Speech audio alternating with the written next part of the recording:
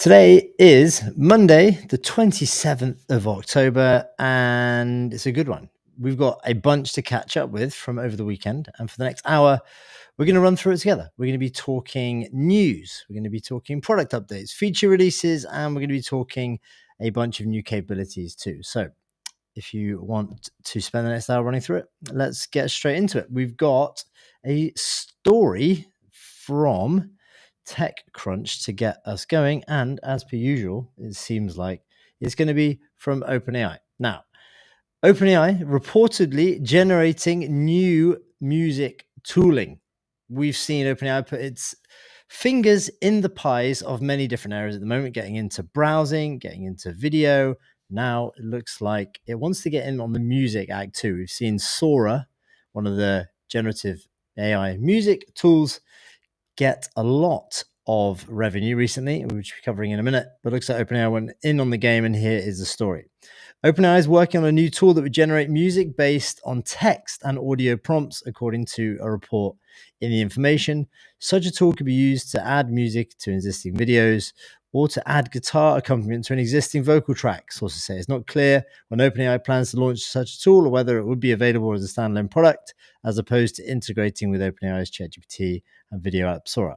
I think it's going to be some form of integration, I'm guessing, with the Suno product and the 11 Labs products for how they handle audio. It makes sense to include it into some sort of studio-based product. Obviously, they're generating sounds to go along with the videos that be done by Sora. So I guess they're going to be breaking that off and generating whole music. Here is the rest. One source told the information that OpenAI is working with some students from the Gilead School to annotate scores as a way to provide training data. While OpenAI has launched generative music models in the past, they predate the launch of ChatGPT. More recently, the company has been developing audio models focused on text-to-speech and speech-to-text. Other companies with generative music models include Google and Suno. Yeah, Suno and Udio are the other two big ones in this spot. And they seem to be doing very, very well. We've got a clip we're going to show in a bit. But yeah, OpenAI looks like it wants to take the whole cake in this regard.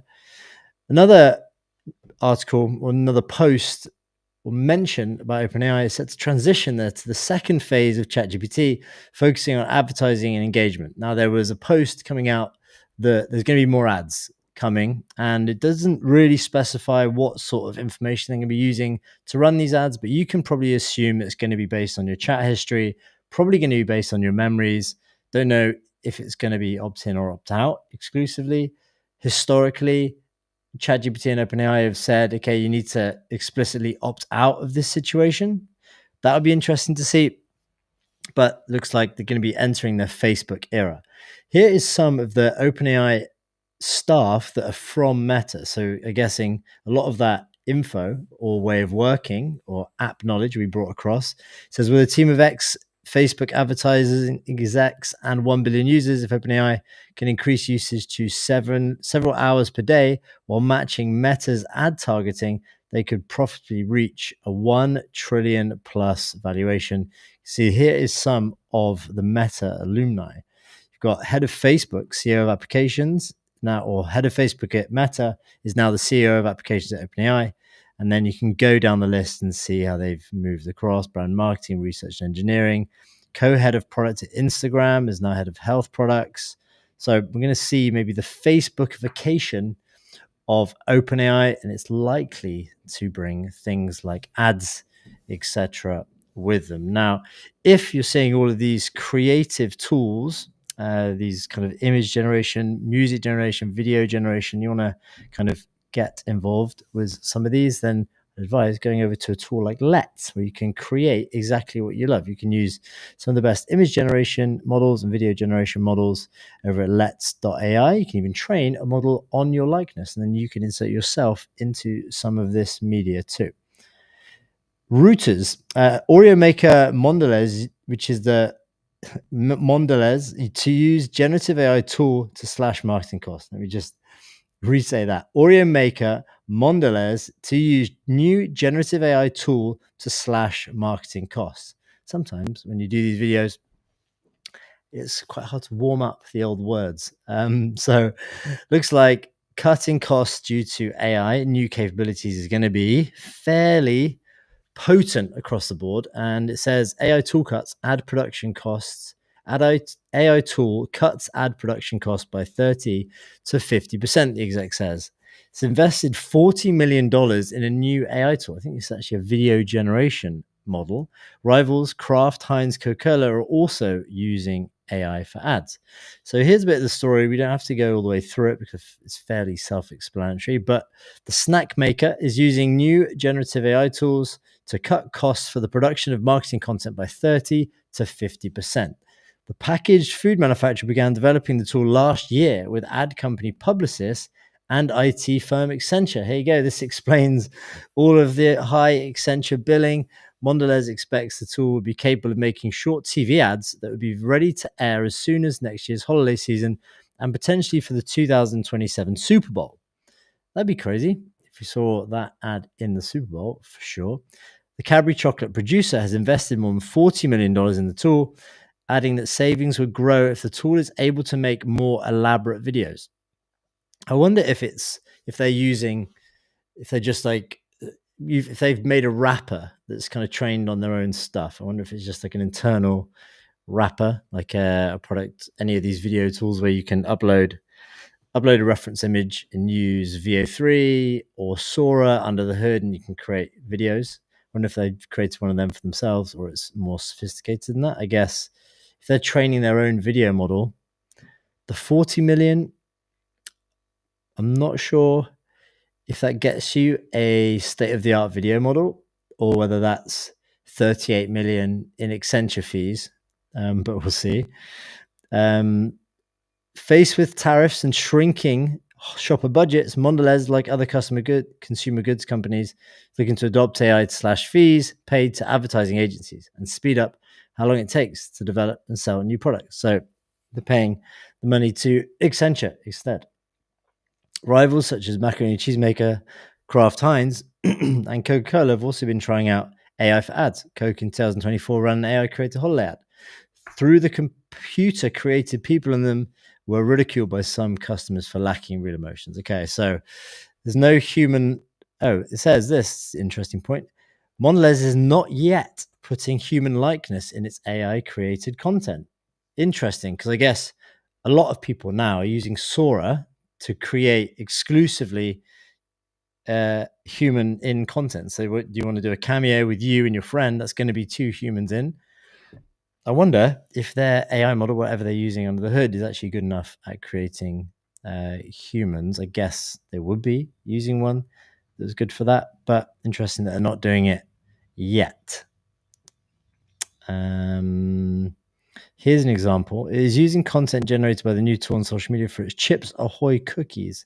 In the US, an 8-second Milka video shows waves of chocolate rippling over a wafer. Okay, so looks like they're not using humans yet. They're using it for different parts of the video, but I guess that's going to grow and increase over time for sure.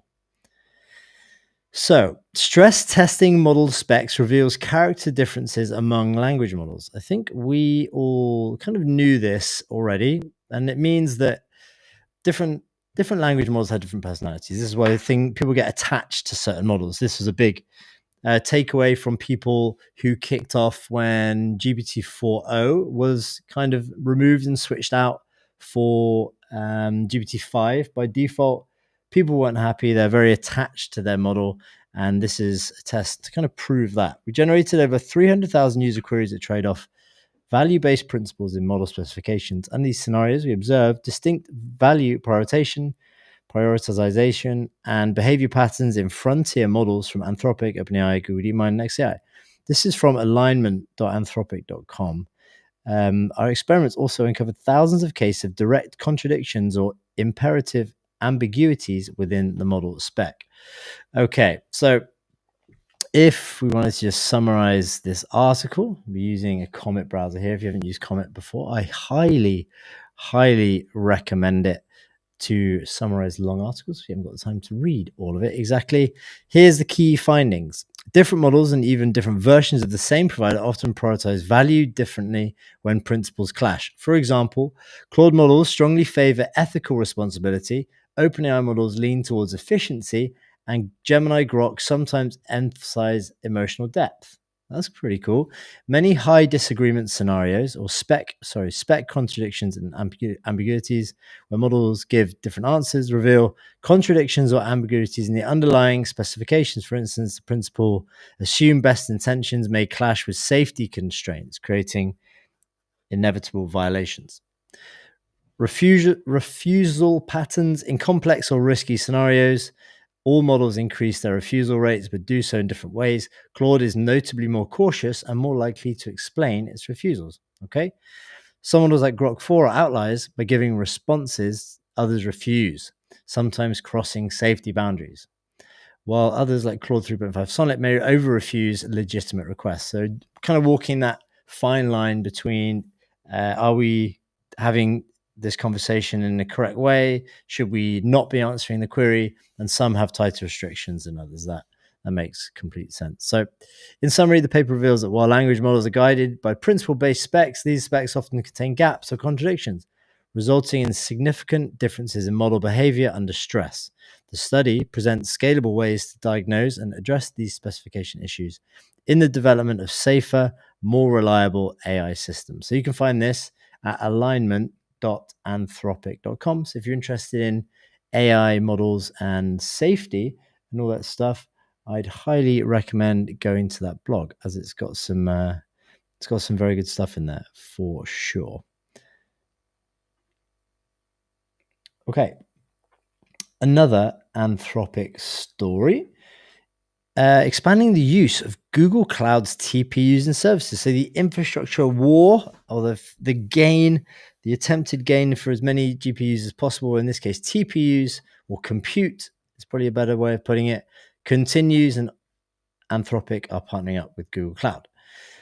Today, we're announcing the plan to expand our use of Google Cloud technologies up to 1 million TPUs. So we're talking a very, very large scale data center right now, including up to 1 million TPUs, dramatically increasing our compute resources as we continue to push the boundaries of AI research and product development. This expansion is worth tens of billions of dollars and is expecting to bring in well over a gigawatt of capacity online by 2026.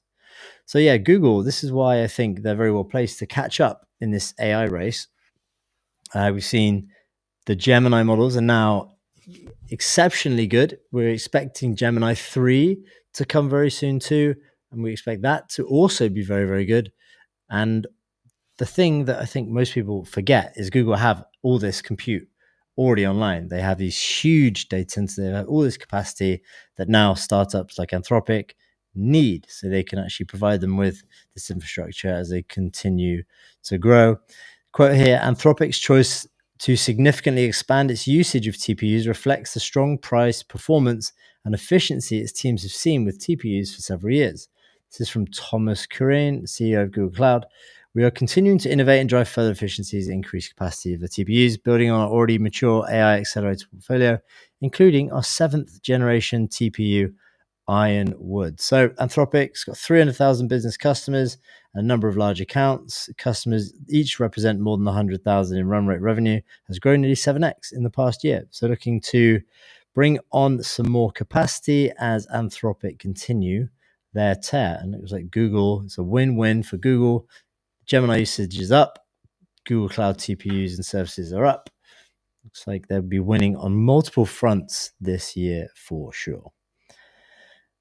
Okay, we've got posts here from Instagram. Restyle your Instagram stories using Meta AI to take your creativity further. So we're seeing AI from Meta reach into more products. We've seen it in things like WhatsApp. We've seen the API being used for AI-based chat tools.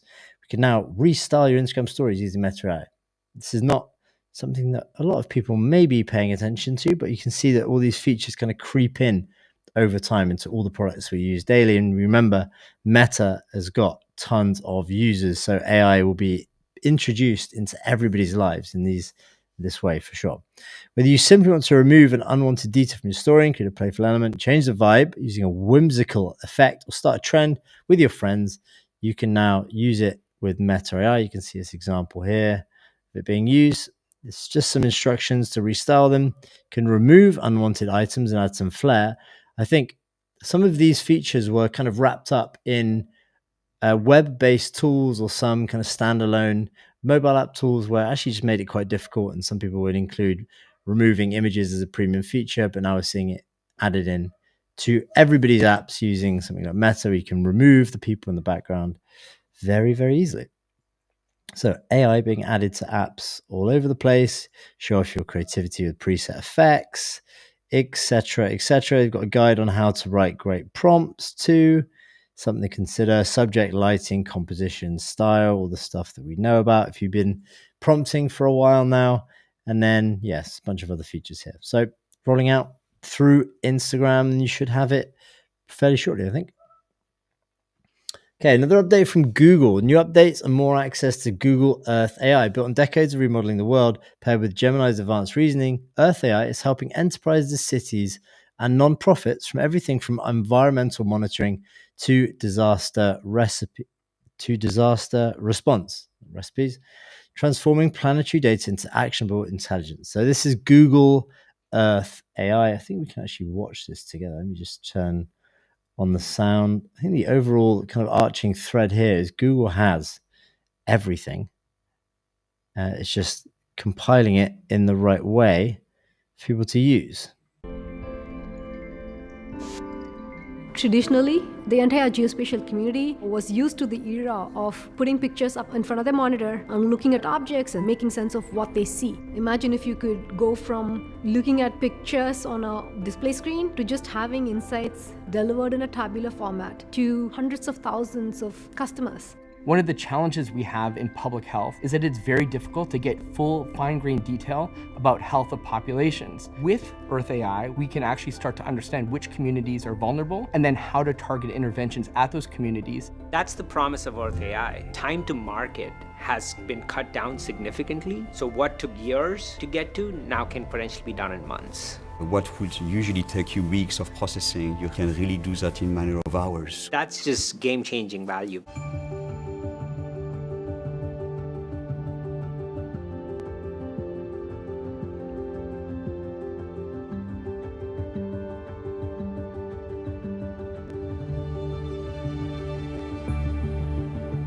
What's really fundamental about Earth AI is that it's for the first time bringing together a whole universe of data sets that allows us to make decisions in a new way.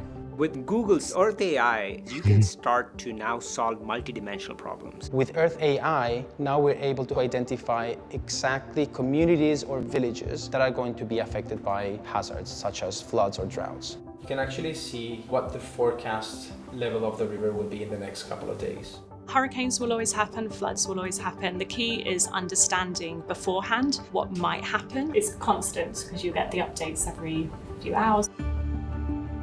We really can think about a different future and a different world for us. And Earth AI does arm us with the potential to design this future and deliver it. It changes the game. You have the ability to now work at 10x the speed, 100x the speed. It gives you insights at a scale and at a resolution that we just didn't have before. And the fact that Google is now bringing this to the world and to businesses to make decisions on and build products on is just really groundbreaking and extremely exciting.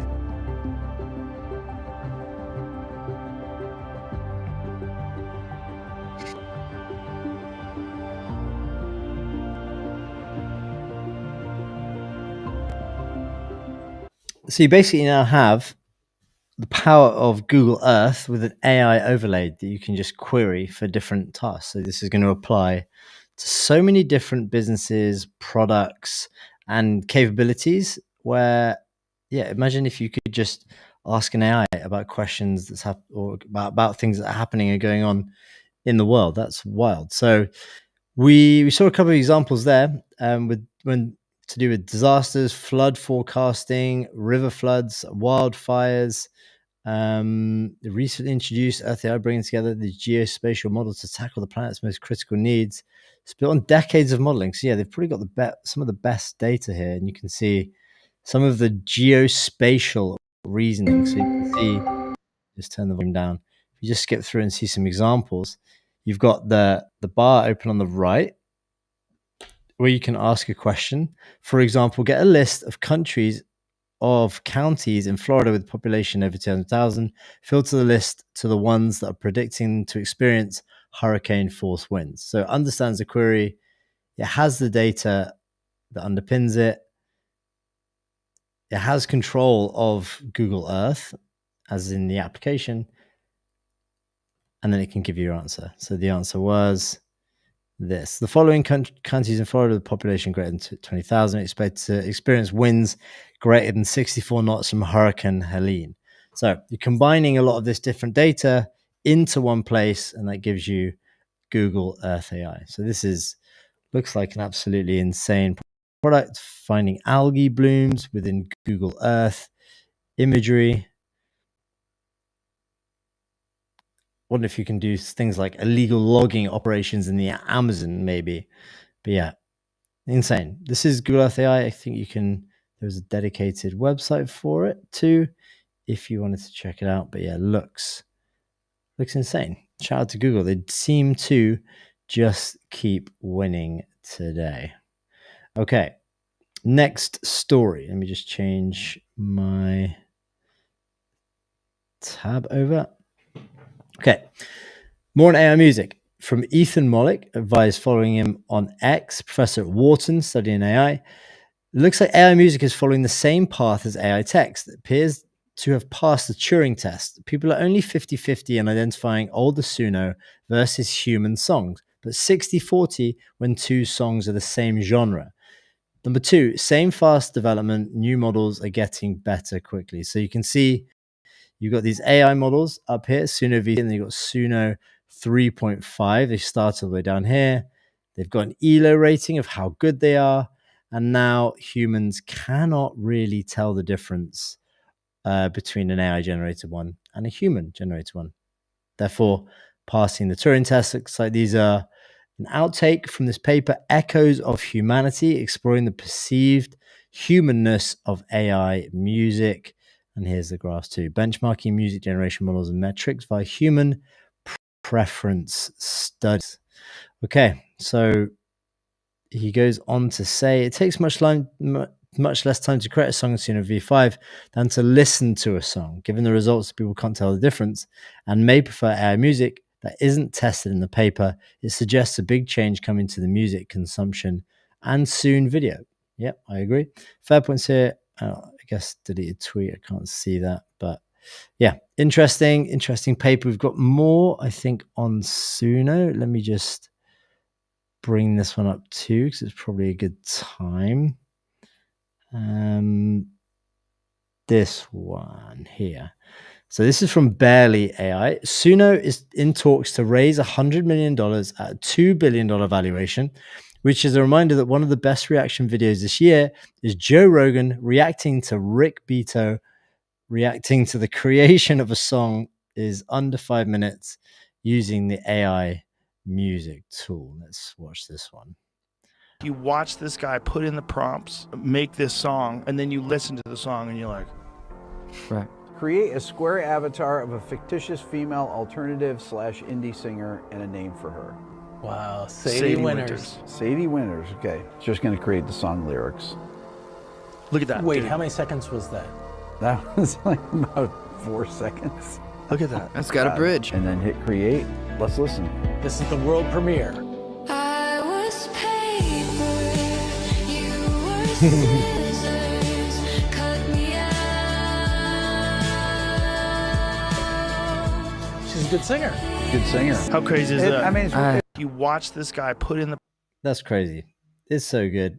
The latest version of Suno is now out. You can go and try it, but it seems like they're on an absolute tear and skills in AI. So if you are, I don't know, working in a company and you use stock, maybe you use like stock audio for stuff and you have to hunt down the right song for like an ad or something, then you probably now go to like an AI tool like Suno to actually just generate a custom song. yourself. Now, if your staff aren't doing that, then maybe they should be. You want to upskill people in how to use AI, and no better place to go than go to 9x or go9x.com, where you can actually work with them to upskill your team in AI. There's some great workshops, help you write prompts, build agents, and overall how to leverage AI at work. Go to go9x.com.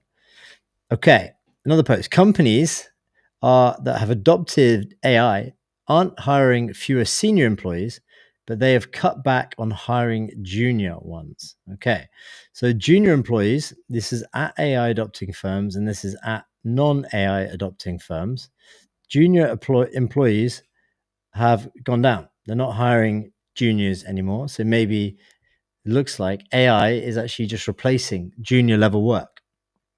Seniors, however, are still okay. At non-AI adopting firms and AI adopting firms here, you still see that line up and to the right. So it looks like the grunt work in various businesses is being handed off to AI. Again, this is the source, The Economist. Can AI replace junior workers? Yeah, I don't know why they've actually referenced GPT 3.5.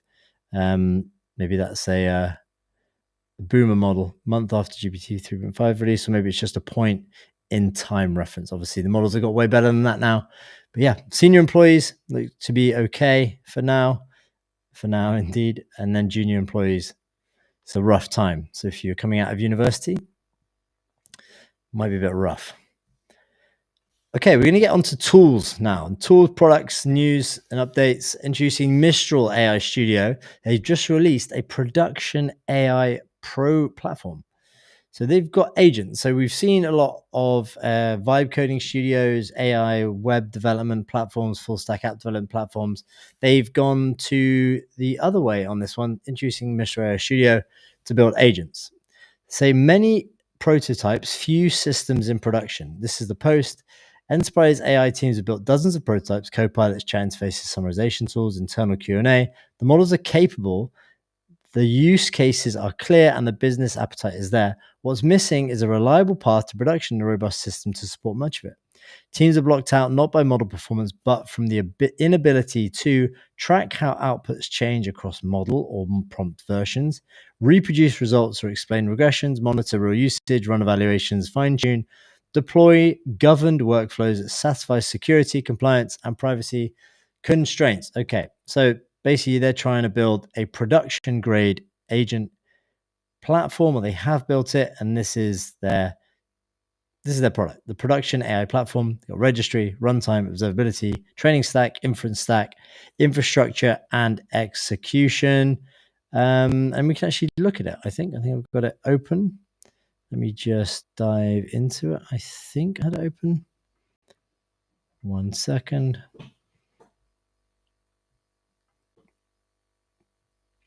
Yeah, this is what it looks like. This is Mistral AI Studio.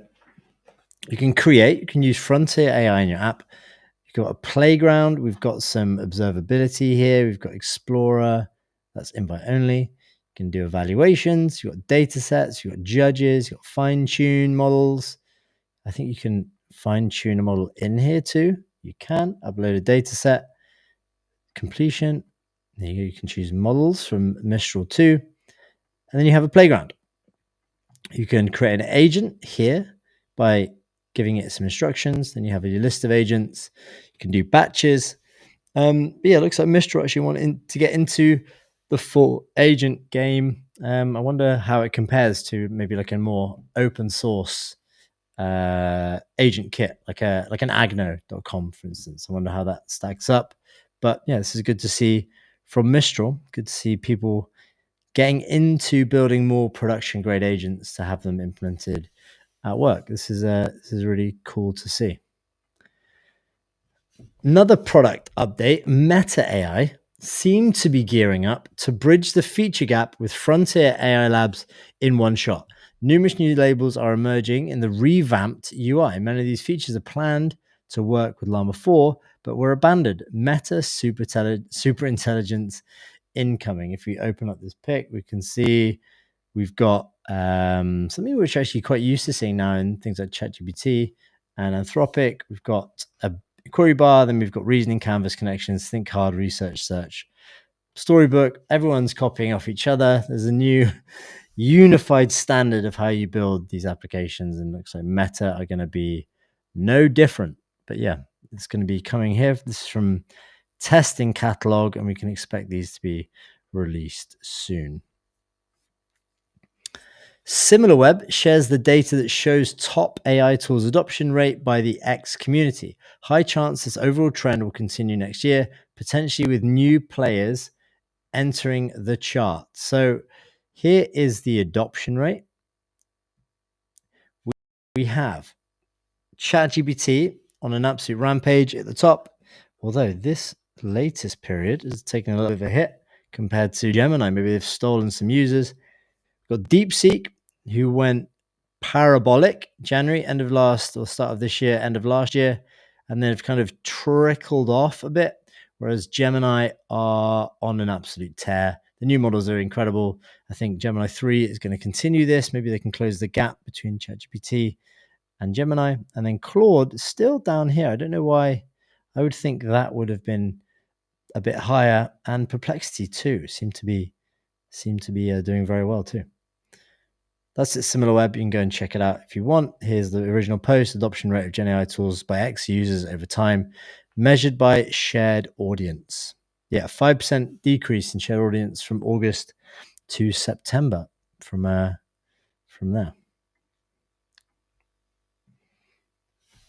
We've talked about browser wars over the last few days, AI-powered browser wars. If you see this one I'm using, it's called Comet from Perplexity. Basically gives you the power of an AI assistant in the sidebar right in your browser. It can take actions for you. It can control your browser, fill in forms, search the web, summarize the page. It's got a voice assistant. And it looks like Microsoft wanted in on it too. We've seen other browsers like Atlas come from ChatGPT. Last week, we've also had an open source version, which we'll touch on in a minute. And now Microsoft Edge, which is already an existing browser, obviously, they want to come for this too. So the post, it's time to question your browser. Meet Copilot mode in Edge, turning your browser into a dynamic and intelligent companion with the latest AI innovations. Available on Windows and Mac. Why do we browse like this? Always scrolling, hunting, clicking, and searching. Why do we have so many tabs open? What if we could just ask? Hey Copilot, put together a walking tour of museums near my hotel with no backtracking. Here's your walking tour starting at 9 a.m. Also, find me the best burger joint along the route for lunch. Here's your updated walking tour with a burger lunch at noon.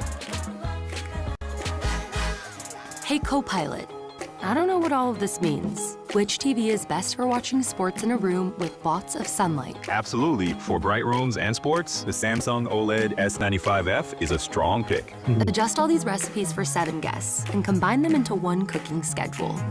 Also, I'm out of milk. Here's a cooking schedule scaled for 7 guests and also milk-free. Hey Copilot, read the T's and C's of these gym memberships. Which one has no strings attached and I can cancel whenever I want? AdventureWorks is the only one with no strings attached. Show me that blue hoodie I was looking at last week. Got it. Based on your browsing history, this is the hoodie you were looking at last week. If they do free returns, buy it for me in medium. Go through my inbox and unsubscribe me from all shopping newsletters. Unsubscribing from shopping newsletters and Outlook. Anything else I can help you with? Freedom. Okay, looks good. I wonder what's actually gonna be the specialty of each AI browser. So obviously they're gonna be better at one thing than the other. I wonder what Copilot is gonna be the best at. Now, this also, again, it kind of takes a little bit of an edge off and gives you kind of a different way of working too. Because if you're using your browser in a more dynamic kind of companion based way, then yeah, it's going to change how a lot of people work for sure. Good time to talk about Teal. If you are considering your job options at the moment, maybe you want a career change, then look no further. You can go to tealhq.com. They'll help you write your resume, faster search. You can get 6x the number of interviews after signing up for Teal. Helps you simplify your job search and land your next job 58% faster with Teal's suite of career tools. And it's absolutely free. You can go to tealhq.com. moondream.com. Okay, Moondream can spot defects with just a prompt. Damaged cookies, finds the half-eaten ones. Hotspot, pinpoints it on a thermal pipe. Ding and scratch marks both on a car door. No retraining, no custom model, just grounded vision AI, which you can try today. So if you're looking for maybe a cheap, affordable, but really good vision model, this could be the one for you. Let's have a watch.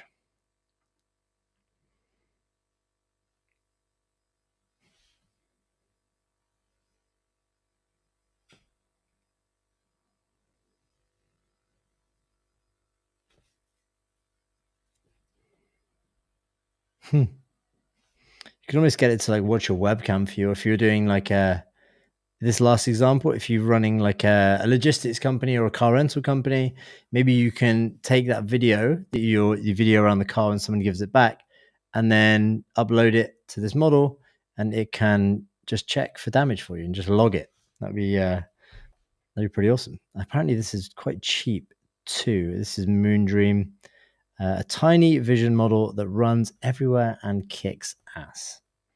Okay.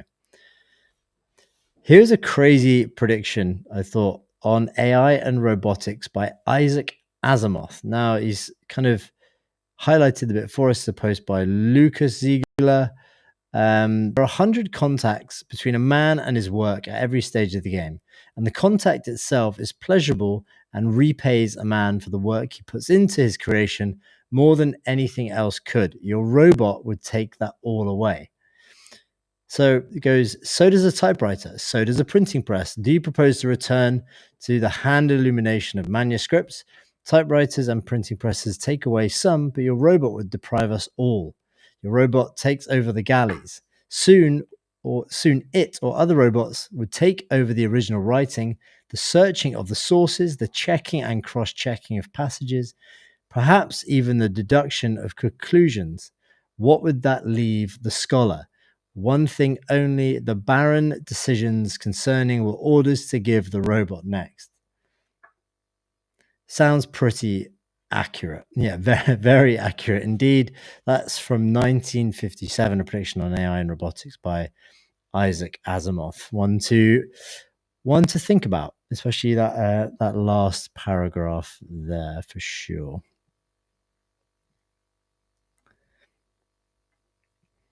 Okay, we got a little good. I thought this was worth sharing. This is an image which basically shows you how to create different images with AI. This is from 0x Framer. He's been using AI to create cartoon images here. You can see these, it will make your videos 3 times better. So if you're looking to create AI generated videos, you're using Sora, maybe you want to try different angles and you can't quite get the shot. Here is the type of different shots that work well when using them. You've got full, medium, close-up, Dutch, establishing shot, insert shot, aerial view over the shortest shot, and a low angle shot. He says, this is just a small glimpse of Cartoon Hero 2, launching this November. It's a breakthrough AI workflow that lets anyone create cartoons 10x faster, more easily, and with top tier quality.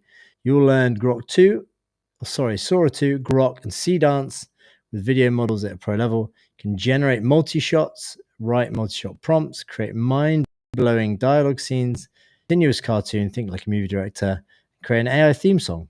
So here is, I don't know if it's got sound.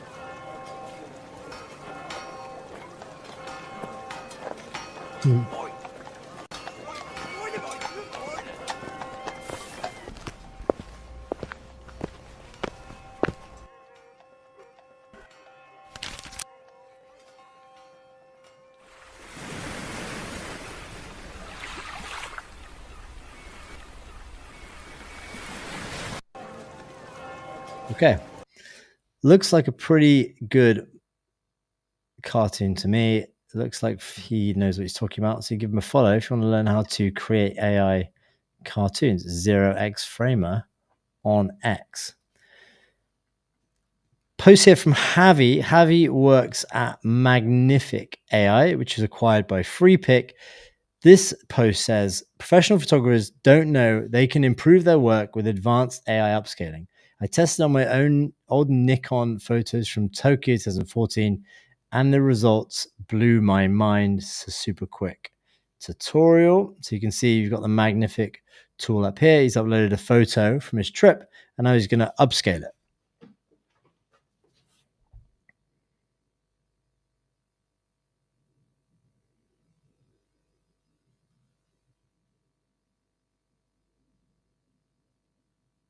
You can just see like tons more definition going into it. I wonder how far these upscalers can go too. Like over time, are they just going to keep on upscaling to like the atomic level? How good is the resolution going to get eventually? Wow, that's cool.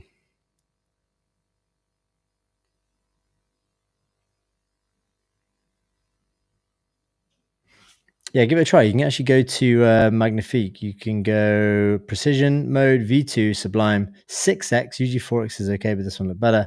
Sharpen it, Smart Grains. There's a little how-to guide. If you want to actually copy this, you can go to follow him. He is Javi Lopez on X. Another post about Suno. I should have spoke about this before. Suno is at $150 million ARR, up 4x year on year, 2x 2 years after launch, top 15 soon.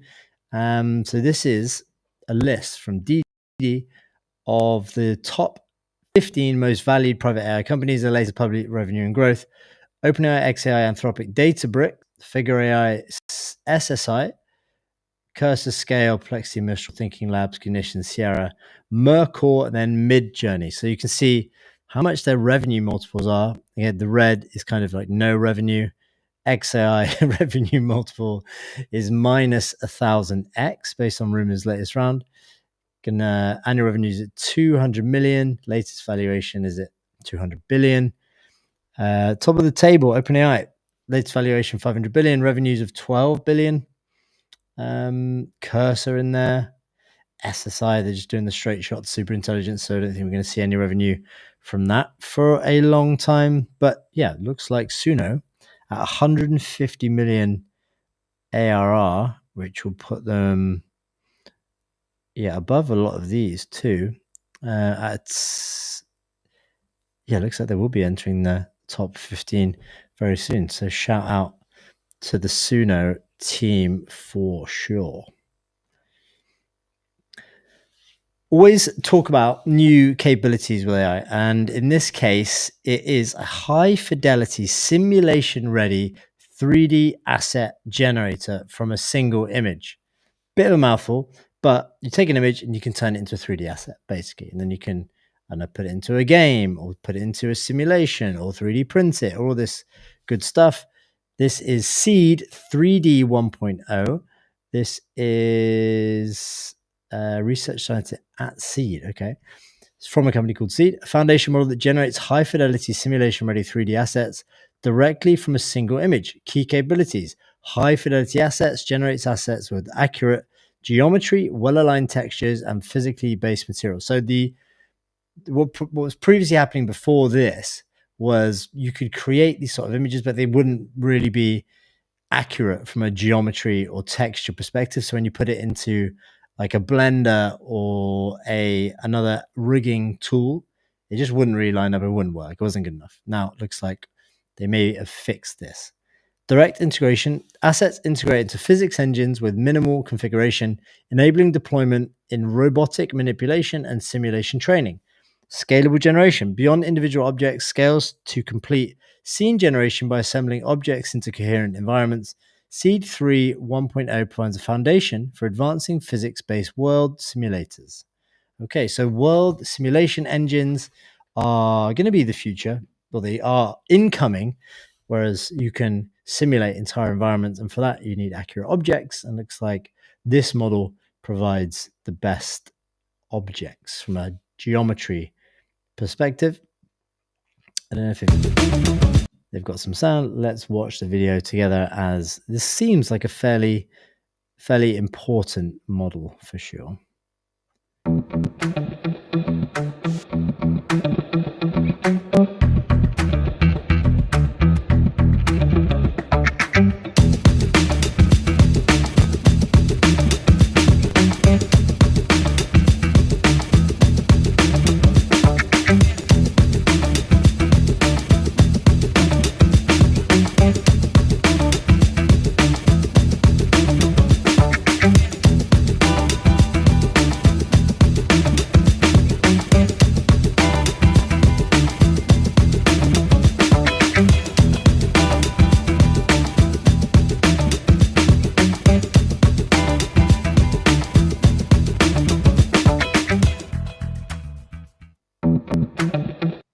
Okay, looks like a fairly wildly good model. I mean, look, if all of this is created by a model and it could just use kind of text input rather than any heavy work from a really technical point of view, then yeah, these world models are going to get way better very, very fast indeed.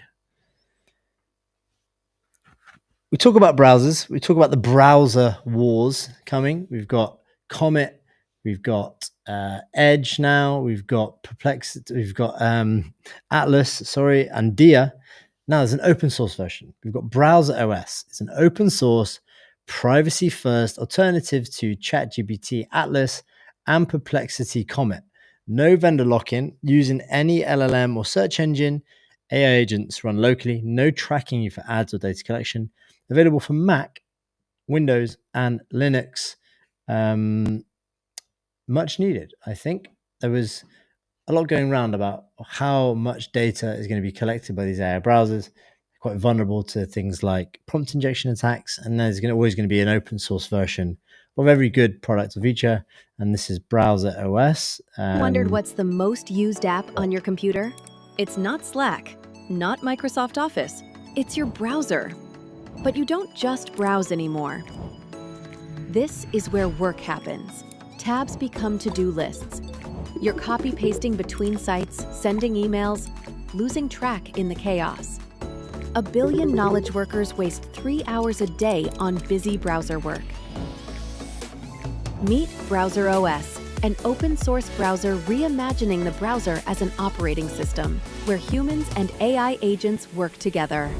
Build agents with natural language, no code, no setup. Or use Teach Mode. Show Browser OS any workflow once. It learns and repeats forever. Your data stays yours. Use local LLM models or bring your own API keys. Install MCP servers and many more features. This is how 1 billion people will work by 2030. Where humans think, agents do. Download Browser OS today and reclaim your day. That's really good. Let me see if we can actually open up the site and Ever wondered what's the most used app on your... see if we can have a look through it. This is the site. The open source agentic browser is just an AI browser that turns your words into actions. Describe your task in plain language, and it handles all the clicking, typing, and navigating for you.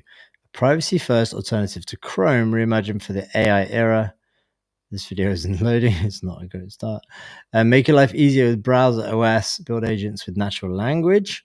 You can build a stock analyzer, compare new phones, price extractor, ChatGPT, Claude, Gemini on any website. So you can use any model, which is interesting. Install any MCP server so you can connect into any other apps. I guess what they've done as well is similar to Atlas, is a fork. It's like a Chromium fork, a Google Chrome fork, and then they've added their AI assistants on top. You can true privacy with local LLMs. You can run LLMs with Olama, I guess maybe LM Studio too. Your executive assistant built in. Browse, extract, research. And actually, if you did want to use a product which was maybe dedicated to doing research, extracting, crawling, etc., I would highly advise you trying firecrawl.dev. If you're actually wanting to go out on the web and fetch any information and bring it back to you, Firecrawl is 100% the best way to do that. You can do scraping, you can do searching, you can do mapping, you can map across the entire website, or you can even crawl for new and updated information. Firecrawl is probably the most trusted product that people use to add functionality to their AI app. So for instance, it will be used if you're building a chat AI assistant, which helps users with customer support, and they want to create one for their website. They put in their website and they want to pull down all of that information to use as context for that chatbot. They'll use Firecrawl. You put in the website, Firecrawl gets all the info for you, turns it into an LLM ready piece of data that it can use to respond to users with all the info. That's what Firecrawl does. It's exceptionally good at doing it. They've just released Firecrawl V2 and a bunch of other features. So try it out today. If you're doing anything with data online at firecrawl.dev. Another video model here. This actually is an open source model too. This is called LTX2. Single prompt, 20 seconds, audio and video, one continuous story, generates full cinematic moments, not just clips. Coming soon. Here's the prompt. Pinocchio is sitting in an interrogation room looking nervous, slightly sweating. He's saying very quietly to himself, I didn't do it, I'm not a murderer. His nose is quickly getting longer and longer. The camera is zooming in on a double-sided mirror. It's turning black as the camera approaches it and exposes a blurry silhouette. The two FBI detectives. Okay, we didn't actually hear the sound. Let's play it. I didn't do it. I didn't do it. I'm not a murderer.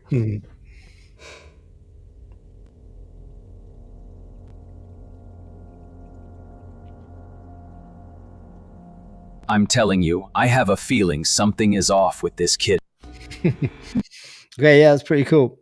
It's actually available on Replicate right now too. So if you're looking for a hosting provider that can serve it up in an API, you can try it now. It's free. I think it's completely open source. A complete AI creative engine with native 4K fidelity and open source foundation, built for enterprise developer and studio workflow, built by a company called Light Tricks. If you want to go to LTX video, you can try it here. I think they have an app. I think you can sign in and use it. But yeah, it creates some amazing videos. So if you don't want to pay top dollar for VO3 or you haven't got access to Sora, for instance, maybe you can go and try LTX2. Okay. Now it's probably a good time if you're fed up with creating videos, fed up with creating images, and you actually want to build a proper app, but you kind of don't know where to start. Maybe you don't want to build a web app, you want to build a mobile app. If for mobile apps, you want to use something like Create Anything, or for short, anything. Turn your words into mobile apps, sites, tools, and products built with code. And you can basically add GPT-5 in any of these 40 integrations yourself. If we actually log in, you can see this. We can go to create a new project. It's actually very, very simple indeed. 1 second. Let me log in for you, and I can show you exactly what it looks like.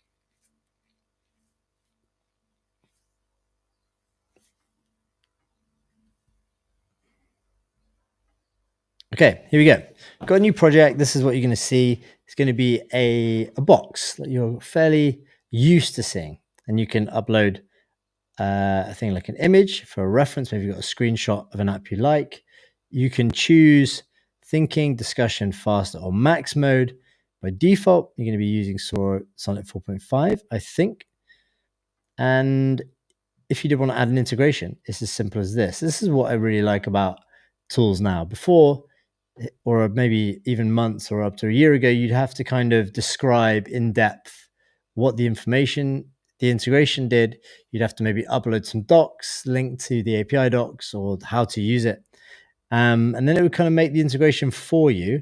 Whereas now you've got these inbuilt integrations here, which are pre-plumbed by anything. So if you wanted to do basketball data or a book search or movie and TV related app or any charts, you can do that. So why don't we actually just go ahead and try one? Maybe we want to do what was that one? Let's do a book search. Build using the book search tool.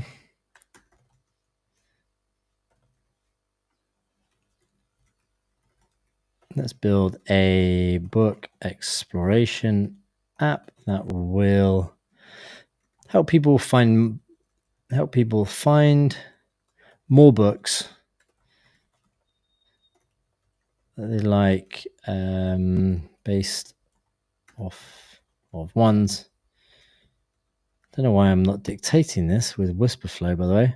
Off of ones that they already read. Maybe suggest up to 5 additional suggestions and add the ability for them to save them as favorites. Also, if we can add the ability to have similar books if they are viewing the details of one book. Okay, let's try that. Let's send it. Let's see what it can do. Now, there's a lot of web building apps. If you wanted to build mobile apps, anything is the way to go. It's a super cool product. You actually can just push apps directly into the App Store, into the Google Play Store, and you don't need to know how to code. You just need to be able to describe exactly what you want, and it will go and start building it for you.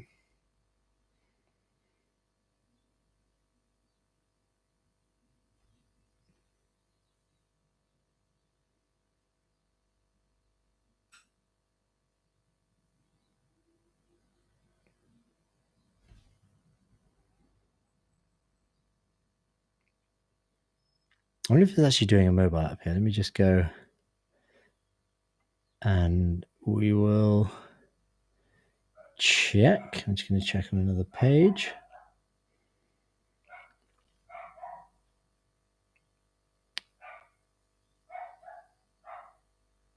Yeah, I think we're good. Yeah, mobile apps was kind of one of those like final bosses with AI.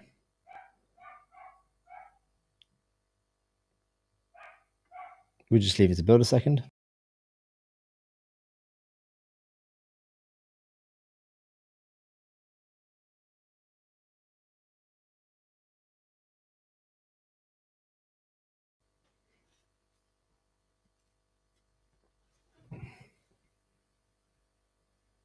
You can actually get like really far. Sorry about the barking dog.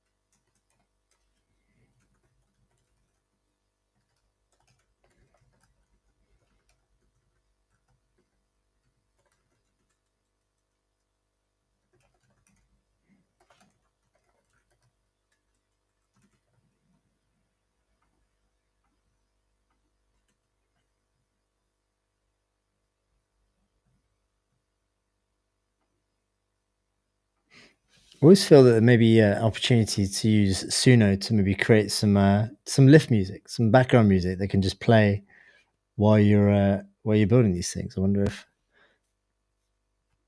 that would be a good thing. Let me see if we've got some.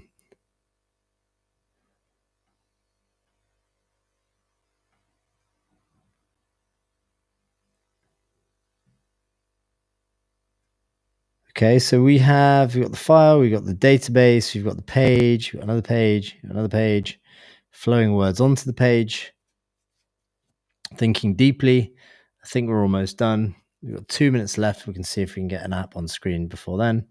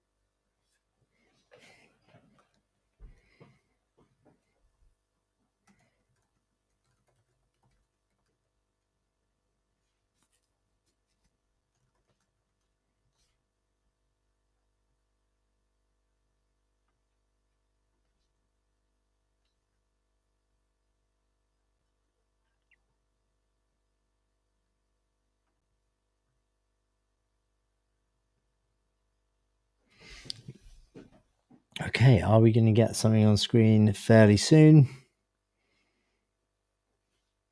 Let me add the missing modals. Fix the book card. Okay, you've built a complete book aspiration app with the feature you requested. Here's the app.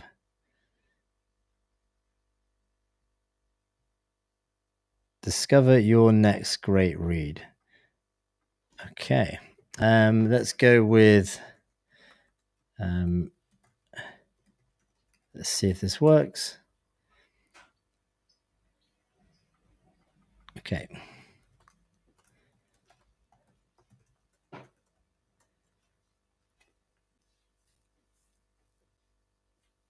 Let's see if we can fix this quick. If it doesn't fix, we can come back to it.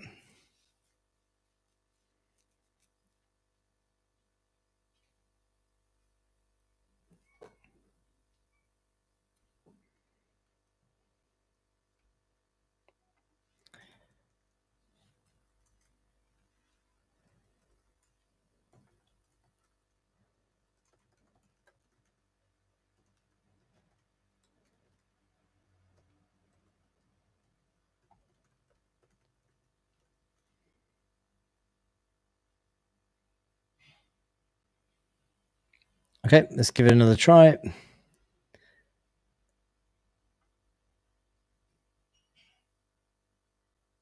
Search for a book like Harry Potter. Okay.